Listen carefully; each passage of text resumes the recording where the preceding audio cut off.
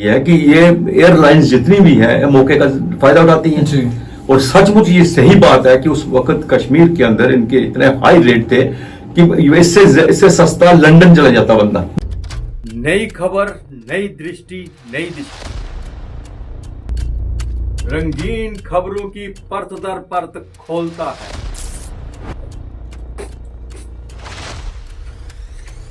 खुला बयान करता है पीछे की कहानी। जुड़े रहे एपीजी न्यूज के साथ।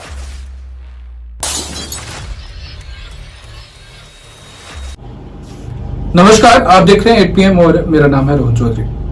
आधिकारिक सूत्रों ने यह पुष्टि की है कि प्रधानमंत्री मोदी 6 जून को जम्मू कश्मीर में आ रहे हैं। बताया जा रहा है कि उस दिन वो कटरा से बारामूला वंदे भारत एक्सप्रेस का उद्घाटन करेंगे। हालांकि इससे पहले भी उनका प्लान था, वो यहाँ आने वाले थे, लेकिन कुछ घटनाओं की वजह से उनका यहाँ पे आना रद्द हो गया। लेकिन उसी चीज को भी 6 तारीख को कंटिन्यू किया जाएगा। इस पर विस्तार से बातचीत करने के लिए हमारे साथ मौजूद हैं पीपी न्यूज लाइन के एडिटिंग चीफ आदर्श पाल गुप्ता जी। सर, बहुत बहुत स्वागत है। धन्यवाद रोहन। सर, 6 तारीख को प्रधानमंत्री नरेंद्र मोदी जम्मू कश्मीर में आने वाले हैं। क्या लगता है कि क्या क्या होने वाला है? रोहन, एक तो प्रधानमंत्री जी ऑपरेशन सिंदूर के बाद पहली बार जम्मू कश्मीर में आएंगे। जिस तरह से पूरे देश का दौरा कर रहे हैं, अब वो जम्मू कश्मीर में आएंगे। लेकिन सबसे बड़ी बात जिसके बारे में आपने जिक्र किया वंदे भारत का, वंदे भारत एक बड़ा ही ड्रीम प्रोजेक्ट है उनका जी। जो दिल्ली से लेके कटरा तक पहले ही चल रहा है। अब कटरा से उसे बारामूला तक पहुंचाना है और बारामूला तक पहुंचाने के लिए कितना समय लगा और कितना जो उसके रास्ते में दिक्कतें आई, उन सबको पार करती है। मैं आपको बता रहा हूं कि हम जिस वक्त एशिया का जिसे सबसे ऊंचा ब्रिज कह रहे हैं, रास्ते में जो पड़ता है दरिया चुनाव पर, जिस वक्त उसका फाउंडेशन स्टोन रखा था, तो मैं गया था वहां पे। हम देखने गए थे उस वक्त में ये कहाँ पुल बन रहा है। जिस प्रकार उन्होंने हमें उस वक्त उसकी ड्राइंग दिखाई और बताया कि हम यहाँ से ऐसे पुल बना रहे, तो यकीन नहीं होता था। ये नामुमकिन सा काम है। जब भी कभी हम सुनते थे कि कश्मीर तक ट्रेन जाएगी, तो अब तो भी नहीं मानते थे हम, यकीन नहीं आता कि दिन जाएगा। वंदे भारत जम्मू तक आ गई, कटरा तक आ गई, अब कटरा से ये बारामूला जाएगी। इसके लिए प्रधानमंत्री जो है 6 जून को आ रहे हैं और उसका विधि पूर्व उद्घाटन करेंगे। इससे पहले जैसे आपने कहा कि 2 बार उनका आने का प्रोग्राम था, 19 को भी आने का था, अप्रैल को था, लेकिन मौसम खराब हो गया था बहुत ज्यादा, उसकी वजह से नहीं आ पाए। और उसके बाद 22 का पहलगाम का जो इंसिडेंट हो गया, उसके बाद ऑपरेशन सिंदूर जहां शुरू हो गया, तो उसकी वजह से ये प्रोजेक्ट तैयार हो चुका है, इस पर ट्रायल हो चुका है, सब चीजें हो चुकी हैं। और सबसे बड़ी बात है, फुल लोड लेके उस ब्रिज के ऊपर एक नहीं बहुत बार ट्रायल हो चुका है। ये एशिया का सबसे ऊंचा पुल है दरिया चुनाव के ऊपर, और इसके रास्ते में से बहुत सी टनल्स पड़ती हैं। उन टनल्स को क्रॉस करके आपने श्रीनगर से बारामूला जाना है। लेकिन ये बात सबसे बड़ी है कि जो दिल्ली से पैसेंजर आएंगे, जो वो यात्रा के लिए आएंगे, उन्हें कटरा जाना पड़ेगा। कटरा से फिर दूसरी ट्रेन उनको वंदे भारत मिलेगी। डायरेक्ट जो है दिल्ली से वंदे भारत जो है बारामूला नहीं जाएगी, डायरेक्ट कटरा तक जाएगी और कटरा से फिर उनको ट्रेन जो है दूसरी लेनी पड़ेगी वंदे भारत, फिर वो जाएगी यहाँ से बारामूला तक, श्रीनगर और बारामूला तक जाएगी। अगर टूरिज्म की दृष्टिकोण से देखा जाए तो आपको नहीं लगता ये पूरा वेल प्लान्ड है कि कटरा तक ही पहुंचाई? चाहते तो सीधा जा सकती थी कटरा तक, ताकि वो पहले वैष्णो देवी जाएं, वहां दर्शन करें, फिर उसके बाद जितने भी शरणार्थी आएंगे या जितने भी श्रद्धालु आएंगे वहां से होते हुए बारामूला की तरफ जाएंगे। बिल्कुल सही कहा, क्योंकि जिस वक्त ट्रेन जम्मू से कटरा पहुंची थी, जम्मू के व्यापारियों में विरोध था जी। वो कह रहे थे कि हमारा व्यापार खत्म हो जाएगा। उसी तरह बिल्कुल जिस तरह से पठानकोट में हुआ, पठानकोट तक ट्रेन जब आती थी क्या व्यापार का हफ्ता वहां पे बिजनेस का, लेकिन जब जम्मू आई तो वहां हालात बहुत खराब हो गए। पठानकोट ने आपने देखे होंगे, सभी ने देखे, अभी तो खाली रहता है। लेकिन उसके बाद भी जब जम्मू से कटरा तक चलेगी तो व्यापारियों ने यह भी कहना शुरू कर दिया कि जम्मू के हालात भी वैसे ही बनेंगे जैसे पठानकोट के। लेकिन उसके लिए थोड़ा सा हम डॉक्टर जितेंद्र सिंह जो पीएमओ के ऑफिस में उनकी तारीफ करेंगे। उन्होंने जम्मू में फिरोजपुर जो डिवीजन था वो जम्मू में लाया, रेलवे डिवीजन लाया है। और जो ट्रेन यहां से डायरेक्ट श्रीनगर जानी थी, उन्हें ब्रेक दिया है वहां पे दूसरी ट्रेन लेनी, ब्रेक भी नहीं दिया, दूसरी ट्रेन लेनी है। अच्छा कि यहाँ से कंपल्सरी है, उतना ही उतरना है। जब आप कटरा में जो ऐसे तो सभी सोचते हैं कि हम सीधा चले जाएंगे वहां पे, तो ऐसे उनके दिमाग में होता है कटरा में अगर उतर रहे हैं तो माता के दर्शन करते जाए। एक श्रद्धा तो है लोगों में बहुत ज्यादा इसके लिए, तो माता के दर्शन करके आएंगे, फिर ट्रेन पकड़ के आगे श्रीनगर तक या बारामूला तक चले जाएंगे। इस तरह से ये जो है टूरिज्म को एक बहुत बड़ा बढ़ावा मिलेगा। कठुआ में नहीं रुकती थी, कठुआ में भी डॉक्टर जितेंद्र सिंह की जो उनकी कोशिश से कठुआ में भी रुकने लगी, क्योंकि gateway of Jammu and Kashmir है कठुआ भी। उसके क्योंकि अगर जम्मू से शुरू होती है ट्रेन तो सीधी जाके लुधियाना जाके रुकती है, रास्ते में कोई स्टॉपेज नहीं है, इसलिए वहां लोगों की मांग थी कि कठुआ में, क्योंकि कठुआ से लोगों को जम्मू आना पड़ता था वंदे भारत लेने के लिए। अब उन्होंने वहां से शुरू की, और दूसरी अब ये मांग थी जहाँ के व्यापारियों की, जम्मू का व्यापार ना खत्म हो, और वहां के लिए एक डिवीजन का यहाँ पे बन गई उसकी रेलवे डिवीजन बनी। और उसके साथ साथ ही कटरा में रुकने के कारण बहुतों को होता है कि कटरा से ऐसे होता है चलो हम बैठे हैं गाड़ी में निकल जाते हैं श्रीनगर चले जाते हैं, ऐसे दिमाग में आता है चलो हम कटरा में आए हैं तो कटरा के भी दर्शन करते जाए, माता वैष्णो देवी के दर्शन करते जाए, उससे टूरिज्म। दूसरी सबसे बड़ी बात है, आपने देखा होगा कि जिस दिन वंदे भारत की इनॉग्रेशन होनी थी उसी के साथ साथ ही मौसम में कितना खराब हो गया था, और उसके रामबन एरिया में कितने जो है लैंडस्लाइड्स हुए, उसके साथ रास्ता कितने दिन बंद रहा, लोगों का कितना नुकसान हुआ, बहुत नुकसान। कहीं घर उजड़ गए, कहीं दुकानें उजड़ गई, कहीं लोग मारे गए, और कई दिन यातायात बंद रहा, और अक्सर अभी भी कई बार बंद रहता है, अभी भी बंद रहता है बीच बीच में। आप देखते हैं जब बारिश होती है तो कम से कम इस ट्रेन का एक फायदा तो होगा कि ये रास्ते जो है इनमें से टनल बने हुए हैं, सारे रास्तों में से मैक्सिमम टनल्स है, टनल क्रॉस करके ट्रेन जाती है। एक नहीं बहुत बार इसकी जो रिहर्सल हो चुकी है, इन्होंने चला के ग्राउंड पे चला के देखा है, इसलिए वो सब चीजें भी इन लोगों को मुसीबतें जो है वो दूर हो जाएंगी। जो कम से कम बाहर से टूरिस्ट जो आएगा तो उसको कम से कम लगेगा कि मैं कहीं रास्ते में नहीं फंसने वाला, मैं चले जाऊँ। और सबसे बड़ी बात यह है रोहन, इस ट्रेन के अंदर ऑल वेदर सिस्टम रखा हुआ है। अगर सर्दियों में आपके यहाँ पे बर्फ पड़ रही है, मुझे ट्रेन जा रही है, इसका इफेक्ट अंदर बैठे हुए नहीं होगा, आपको पानी का ऊपर असर नहीं पड़ेगा। नहीं तो क्या होता है, इतनी भारी बर्फबारी जब होती है पानी नल के अंदर जम जाता है, आप तो पीना तो दूर, आप हाथ भी नहीं अपना धो सकते, पानी निकलता ही नहीं, बर्फ के बन जाती है।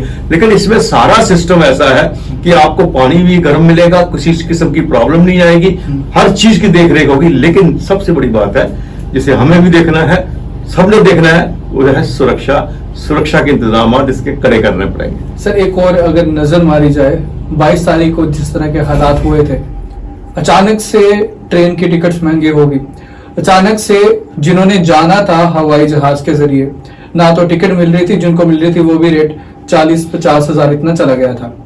लोगों के पास आने का विकल्प नहीं था क्योंकि ये जो मार्ग था ये भी खराब हुआ पड़ा था। क्या लगता है कि जब ये चलना शुरू हो जाए और डायरेक्ट ये जाएगी भी श्रीनगर में, तो लोगों को फायदा होगा कि इन केस खुदा ना खास्ता फिर से इस तरह का इंसिडेंट हो जाता है और टूरिस्ट जो बाहर के जो प्रदेश से आए हुए हैं वो बड़ी आसानी से वहां से आराम से अपने इलाके में जा सकेंगे। इसमें एक नहीं दो फायदे हैं। एक तो आप जब एयर से आते हो आपकी इतनी कैपेसिटी नहीं है जितनी कैपेसिटी ट्रेन की होती है। जी बिल्कुल, ट्रेन की कैपेसिटी ज्यादा है, सीट अरेंजमेंट से जाओ, फिर जब यहाँ से आपका स्लीपर जाना शुरू कर देंगे, यहाँ से जैसे जिस तरह से बन रहा है स्लीपर कोच भी जाएगी। और दूसरी बात जो सबसे बड़ी आपने कही है कि ये एयरलाइंस जितनी भी है मौके का फायदा उठाती है, और सचमुच ये सही बात है कि उस वक्त कश्मीर के अंदर इनके इतने हाई रेट थे कि इससे सस्ता लंदन चला जाता बंदा। जी बिल्कुल, जम्मू श्रीनगर आने से तो लंदन जाना सस्ता था, सिंगापुर जाना सस्ता था, बाकी जगह जाना सस्ता था, लेकिन कोई पूछने वाला नहीं। हमने भी प्रोग्राम में कहा था, बार बार बोला था हमने कि लोग फंसे हुए थे, उनके पास चारा नहीं था, कोई वहां से निकलना था। अब कम से कम ये तो ट्रेन का टिकट्स का रेट्स नहीं बढ़ते हैं, उनके रहते चाहे रश हो चाहे खाली हो जब भरी हुई हो, जिस तरह मर्जी उनका टिकट रेट्स नहीं बढ़ते हैं। ये एक बहुत अच्छा सवाल आपने किया कि आने वाले दिनों में यात्रियों को ये भी फायदा होगा अगर किसी तरह से कोई चीज की प्रॉब्लम आती है और उनको ये नहीं है। और इसके साथ साथ एयरलाइंस वाले भी दुरुस्त हो जाएंगे, उनको भी पता है कि हमारी टिकट कैंसिल हो जाएगी, हमारे उनके पास ऑप्शन नहीं है। अगर आप एयर से श्रीनगर जाते हो आपको 2 घंटे जम्मू एयरपोर्ट पे पहुंचना है पहले, उसके बाद 1-1.5 घंटा वहां पे लगाना है सिक्योरिटी चेकअप, टिकट्स, बोर्डिंग का पार्ट, ये सब चीजें लेने में। वैसे ही वहां जब श्रीनगर में जाकर निकलना है, निकल के वहां से फिर आपने जाना है सिटी के अंदर, उतना ही टाइम लगेगा जितना इस ट्रेन में लगेगा। तो प्रेफर लोग क्या करेंगे, नजारा देखते जाएंगे, जो बहुत अच्छे स्विट्जरलैंड, दूसरा स्विट्जरलैंड को देखेंगे और उस पर ट्रेन में जाना ज्यादा प्रेफर करेंगे। इसे जब 22 तारीख को इंसिडेंट हुआ, कहीं ना कहीं जम्मू कश्मीर के टूरिज्म को चोट पहुंची है, लोग कम आ रहे हैं। कई रीजन थे, एक तो डर का माहौल था। हालांकि उमर अब्दुल्ला जो जम्मू कश्मीर के चीफ मिनिस्टर हैं, खुद साइकिलिंग करते हुए पहलगाम, बाकी बाइसन वैली में गए, बताने के लिए कि सब सही है। एक्टर्स को बुला रहे हैं, कई लोग आ रहे हैं, प्रमोट कर रहे हैं कि अभी सब सेफ है। दूसरी तरफ देखा जाए तो रोड भी खराब थे, शायद वो भी एक कारण था, लोग नहीं आ पा रहे जो उतना अफोर्ड नहीं कर सकते, जिन्होंने जहाज के जरिए आना होता है वो सड़क के जरिए आते थे। रोड खराब थे, वो भी कहीं ना कहीं कश्मीर में टूरिज्म के नजरिए से देखा जाए तो इफेक्ट पड़ रहा था। लेकिन अभी ट्रेन चल पड़ी है, अभी चलेगी और इसके बाद तो जाहिर सी बात है कि कहीं ना कहीं माहौल सही होता हुआ दिखाई देगा। बिल्कुल ठीक कह रहे हो, माहौल सही होता हुआ दिखाई देगा। लेकिन अगर हम इस वक्त की बात करें, अगर हम कहीं इन हालात के अंदर, जिस तरह से ये पहलगाम का जो हुआ, उसके बाद ऑपरेशन सिंदूर हुआ, लोगों के दिलो दिमाग में डर बैठा हुआ, नो डाउट, इसमें कोई शक नहीं है। इस वक्त पत्नीटॉप जो हमारा खाली पड़ा हुआ, जहाँ पे जो भीड़ पैर रखने की जगह होती थी, बाकी के हमारे पहलगाम है, गुलमर्ग है, सब खाली पड़े हुए हैं। आप डल लेक देखो तो वहां शिकारे खाली पड़े हुए हैं, जाने वाला कोई नहीं है। एक चीज तो सामने है, लेकिन सबसे बड़ी बात है, एक चीज का फायदा होगा कि कम से कम इनको लगेगा कि जहाज की कितनी कीमत देके नहीं हम ट्रेन से वहां पहुंच रहे। लेकिन दूसरी बात, लोगों के दिल दिमाग पे हमारे जो नेशनल टीवी हैं 24 घंटे जो है ऑपरेशन सिंदूर को चला रहे हैं, 24 घंटे उसी को चला रहे हैं और यही कह रहे हैं अभी ऑपरेशन सिंदूर खत्म नहीं हुआ।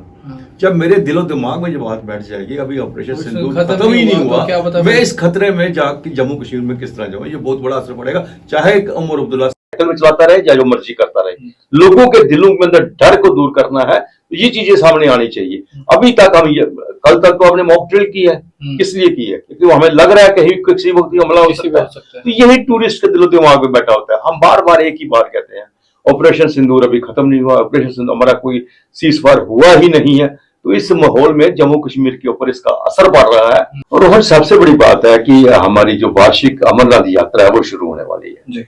हालांकि इसमें इतनी रजिस्ट्रेशन जितनी होनी चाहिए थी वो अभी तक हो नहीं रही, लेकिन अमरनाथ यात्रा का जहां तक संबंध है, उस यात्रा में लोग बढ़ चढ़ कर हिस्सा लेते हैं। बहुत बार यहाँ पे आतंकी हमले हुए, बहुत बार यहाँ पे टूरिस्ट पे भी, बहुत बार तो नहीं, लेकिन लोगों पे अटैक हुआ, टूरिस्ट पे 1-2 बार अटैक हुआ पे। लेकिन डर का एक माहौल पैदा करना चाहा उन्होंने। लेकिन हमारी सिक्योरिटी फोर्सेस जो है जम्मू से लेके ऊपर दर्शन तक बिल्कुल लगे रहती है। अब यहाँ अमरनाथ जी की गुफा है, वहां तक बिल्कुल तैयार रहते हैं हर तरह की। और बार बार वहां पे जो हमारे लेफ्टिनेंट गवर्नर है, वो चेयरमैन है शाइन बोर्ड के, वो भी जाते रहे और इंतजाम देखते रहे हैं। लेकिन ट्रेन से सबसे बड़ा फायदा ये होगा कि जम्मू के अंदर जिस तरह से अमरनाथ यात्री जो आते हैं उनकी श्रद्धा ज्यादा होती है। जम्मू में लंगर खाते हैं, सब कुछ बैठते हैं, रहते हैं, उनके लिए लोग सेवा भावना से यहाँ बैठे होते हैं।